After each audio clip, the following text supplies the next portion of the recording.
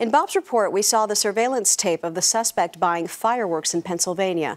Chris Nemeth is the store clerk who sold them to Shahzad, and he's here this morning for an exclusive interview. Good morning, Chris. Nice to meet you, Maggie. Nice to meet you as well. So this bombing attempt happened on May 1st. When did Shahzad, buy the fireworks? He purchased them March 8th. March 8th, so Yes. 2 months earlier. Correct. If he is, in fact, the bomber, he's planning this for at least 2 months. How did he pay for it? He paid, actually, with cash. Oh, you have the receipt. Yes. He paid with cash. So it was $95. He gave you a $100 bill? Correct. Did you have to ask for any ID or anything when you sold them to him? Yes, it's required by state law that every customer that comes in has to show a permit or a state-issued identification card. What did he have? He had a Connecticut license. With his real name? Yes.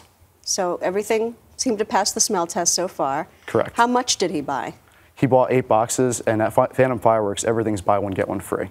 Okay. So he bought 8 of these? Is that what Correct. this is? And what is this? If you think of 8 of these going off at the same time, what kind of bang would it produce? They're not supposed to go off at the same time, or they can't really chain react. It's just going to give a gentle pop. A gentle pop? Yes.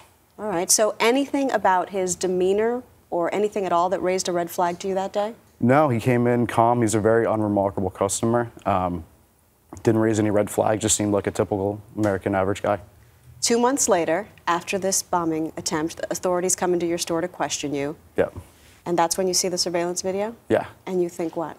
It gave me the chills at first. I couldn't remember the day until I saw the video, and then memory started to come back of when he was actually in the store.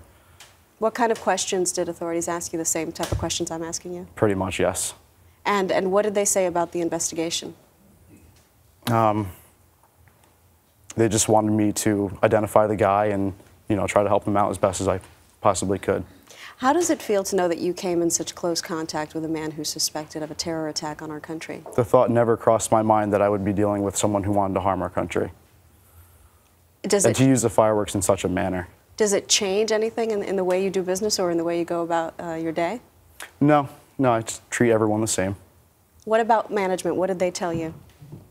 It wasn't until Monday when I had the possibility that it could have been purchased at our store. And then Tuesday, the authorities came, and that's when my boss told me I had to come down and talk to the authorities. As far as you know, are they going to change anything in the way that they do business? Not to my knowledge right now, no. All right, Chris Nemeth, thank you so much. No problem. Good to meet you and good to have you here. Nice to meet you. Thank you. A lot happens early on The Early Show, weekday mornings on CBS.